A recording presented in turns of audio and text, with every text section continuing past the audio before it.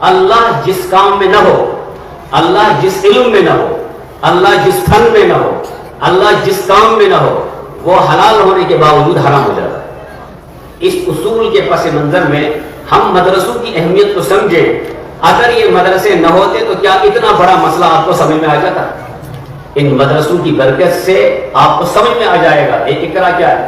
ہمارے یہاں بچیوں کا نام اقرا رکھا جاتا ہے، جبکہ اقرا نام ہی نہیں ہے کوئی، لیکن اس اقرا سے پوچھو آپ کو سورہ علق یاد ہے؟ جس کو اقرا سے آغاز کیا گیا ہے اس کو یاد ہی نہیں ہوتا۔ اقرا یہ نام نہیں ہے بلکہ یہ نظام تعلیم کا نام ہے۔ اقرا ایک نظام ہے، اقرا ایک شعبہ ہے، اقرا ایک مشن ہے۔ اگر اس اقرا کو آپ نے سمجھ لیا، سمجھ لیجئے کہ دنیا کے اندر سالوں میں نہیں لمحات میں تبدیلیاں آنا شروع ہو جائیں گی۔ صرف ہمیں اقرا کو سمجھنے کی کوشش کرنی ہے۔ بزرگوں یہ اقرا آپ کو مجھے سمجھ میں آ جائے گا مدارس سے۔ کہاں سے آئے گا؟ آگے بات سمجھ میں؟ قرآن کریم کے اندر کئی باتیں ہیں۔ مدارس میں جب آپ جڑ جائیں گے، مدارس سے جڑنے کے بعد جو فائدے حاصل ہوں گے ان میں سب سے بڑا فائدہ یہ ہوگا آپ کو فوراً پتہ چلے گا دو چیزوں کا۔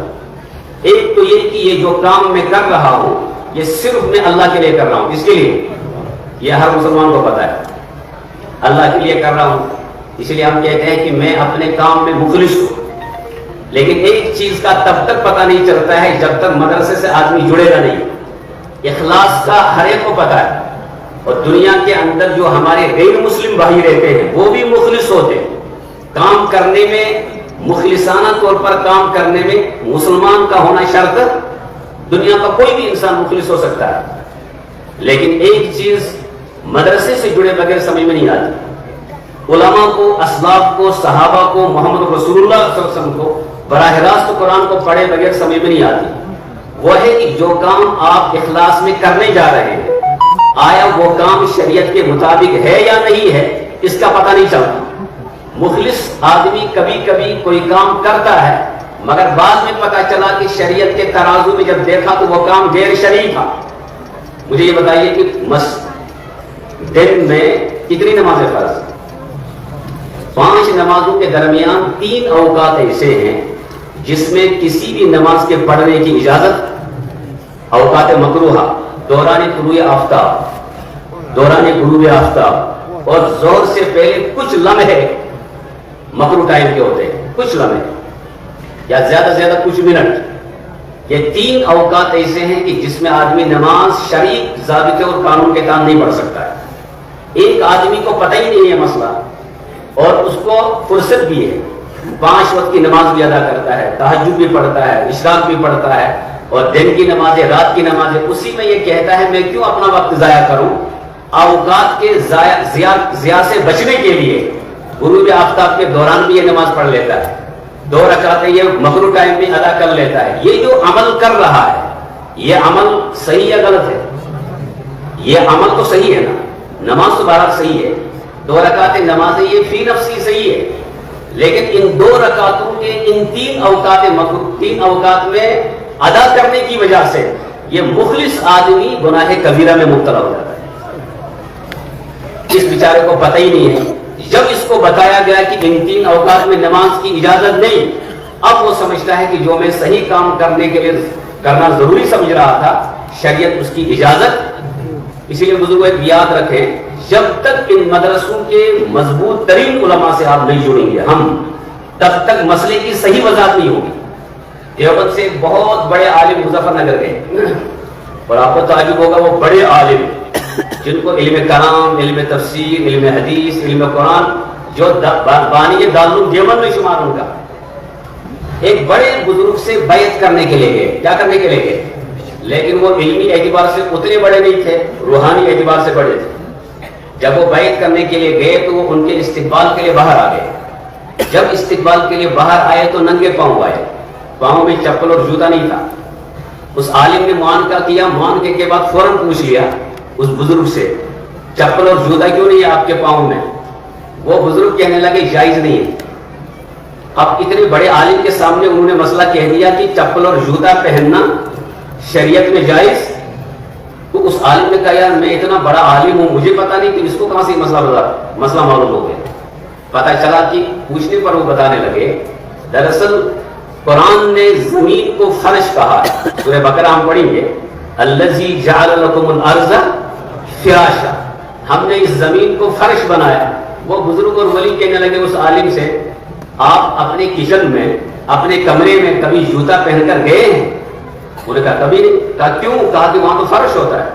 وہ بزرگ کہنے لگے کہ جب تم اپنے بنائے ہوئے فرش پر اپنی بنائی ہوئی چٹائی پر جوتا پہن کر نہیں جا سکتے، چپل پہن کر داخل نہیں ہو سکتے، اس اللہ کے بنائے ہوئے فرش پر جوتا پہن کر کیسے چلیں گا؟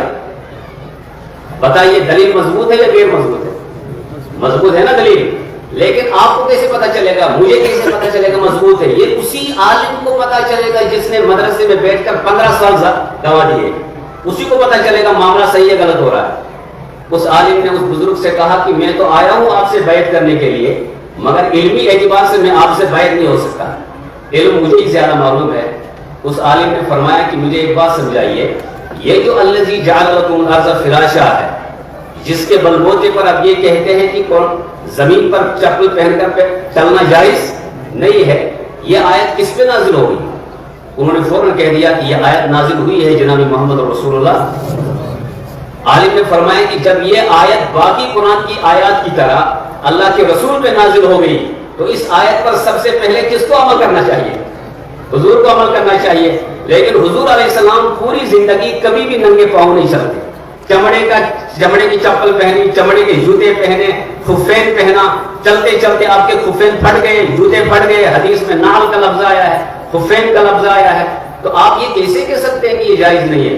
اس بزرگ نے کہا واللہ العظیم مجھے اس طرف بالکل ذہن نہیں گیا تھا، اس مسئلے کی طرف. میں تو اسی کو دلیل سمجھ کر ننگے پاؤں چل رہا تھا. میں آپ سے بھی معافی چاہتا ہوں، اللہ سے بھی معافی چاہتا ہوں، اللہ کے رسول سے بھی معافی چاہتا ہوں، اور آپ کا مشکور ہوں کہ آپ نے مجھے صحیح مسئلے سے آگاہ کیا.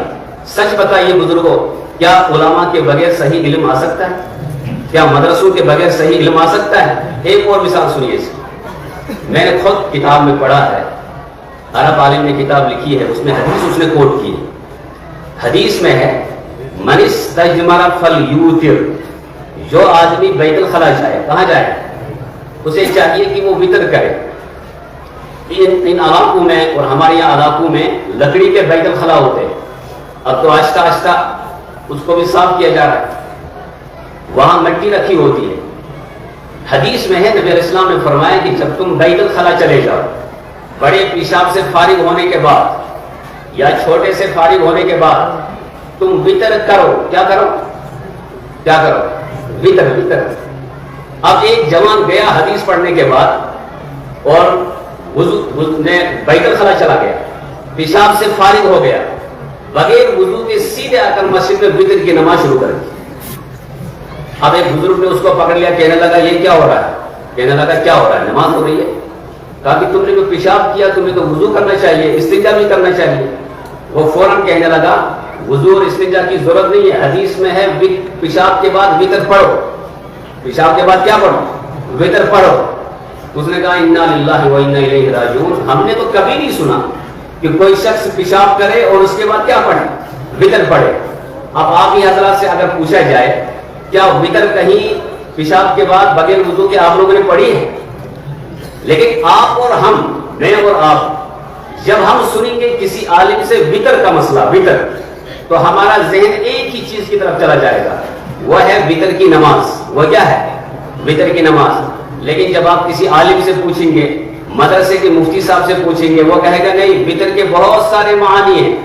وطر کا ایک معنی 1 ہے، وطر کا دوسرا معنی 3 ہے، وطر کا تیسرا معنی 5 ہے، وطر کا چوتھا معنی 7 ہے، وطر کا 5واں معنی 9 ہے، وطر کا ایک معنی مغرب کی نماز ہے. اور وطر کے ایک معنی یہ ہے کہ جب آدمی پیشاب کرے، پیشاب سے فارغ جب ہو جائے، اب اس کو پیشاب کی جگہ کو صاف کرنا ہے. پیشاب کی جگہ کو کیا کرنا ہے؟ اب ایک طریقہ یہ ہے کہ ایک ڈھیلے سے اس جگہ کو صاف کرے گا. اصول یہ ہے کہ آگے سے پیچھے لے جائے ایک ڈھیلا، دوسرے کو پیچھے سے آگے لائے اور تیسرے کو آگے سے، تو وہ جگہ کیا ہو جائے گی. اب اس کو اگر پانی نہیں بھی ملتا ہے تو پانی کے استعمال کی کوئی ضرورت نہیں ہوگی، ہے وافر مقدار میں پانی تو پانی کا استعمال کرے. اس نے کہا اچھا وطر کا یہ معنی ہوتا ہے. جب اس نے یہ عالم سے پوچھا تو اس نے کہا واقعی میں غلطی پر تھا. اسی لیے ضروری ہے کہ کوئی حدیث پڑھے، کوئی فقہ پڑھے، کوئی قرآن پڑھے، جب تک کسی ماہر اور استاد اور معلم اور عالم سے نہیں سنے گا تب تک وہ پڑھنے کے باوجود اس مسئلے کی تہ تک پہنچنا اس کے لیے ممکن نہیں۔